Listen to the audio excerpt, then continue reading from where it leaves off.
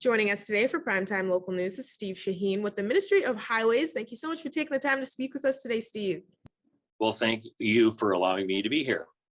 Of course, glad to be able to have you on here because we wanted to speak today. Of course, we need this reminder, and we usually have this annually with the Drive Slow campaign that first responders here usually have every year. So it's kind of wild that we do have to have this reminder right now. But online, many residents are speaking about some of the construction zones off Highway 16. Now, can we just kind of start off with you explaining which zones are in progress right now for people that might not be aware? Yeah, well, I guess there's a number of work zones around the city of Lloydminster, including some maintenance work that's taking place. That would be like potholes being filled, crack sealing, and so on. There's also some more substantial work that's going on, and that would be like paving programs as well as seal coating.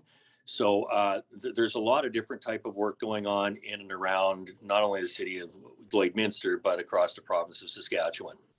And with those projects right now and seeing these posts online, many drivers have been seeing not going the speed limit or even abiding by the zone rules. So let's kind of expand on what drivers should definitely be doing when passing through these construction zones.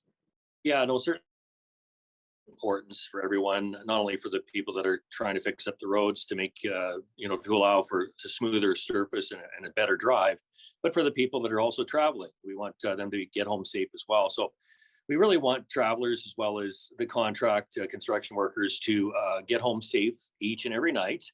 This can be done simply by avoiding, by slowing down, I should say, driving with extreme caution and obeying all the signage that's out there.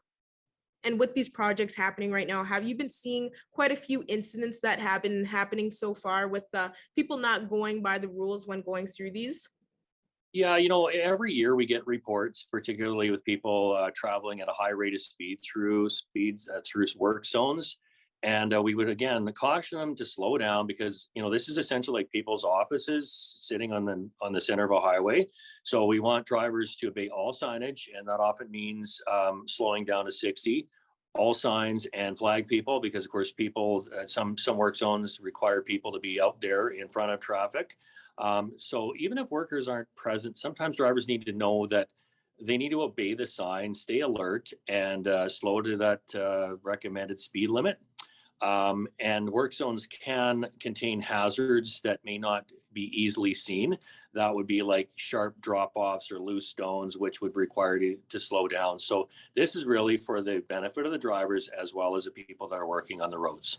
Well, even having that slow down campaign every year, it's pretty crazy that we do have to have this reminder right now, especially from seeing everybody complaining about this online and seeing all these different posts with people not following these rules. So let's kind of expand on that as well of what consequences can happen when you don't want to follow these construction zone rules. Yeah, we don't like to use a heavy-handed approach, but sometimes, people don't necessarily learn their lesson. So speed fines are tripled in Saskatchewan. Workers are present. Fines start at $210 and increase by $3 for every kilometer over that speed limit, up to a speed of 90 kilometers an hour. And after that, it's $6 for every kilometer over 90. So, for example, a driver that's speeding through a work zone at 100 kilometers per hour will be issued a fine of $450 plus a victim surcharge of $80 for a total of $530.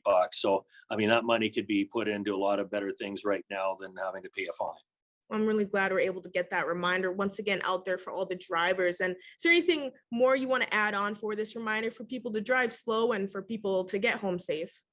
Yeah, I think there are several tools that the ministry has available for travelers that where there might be active work zones in place. So there is the weekly highway construction update that's published on the ministry or the government of Saskatchewan's website.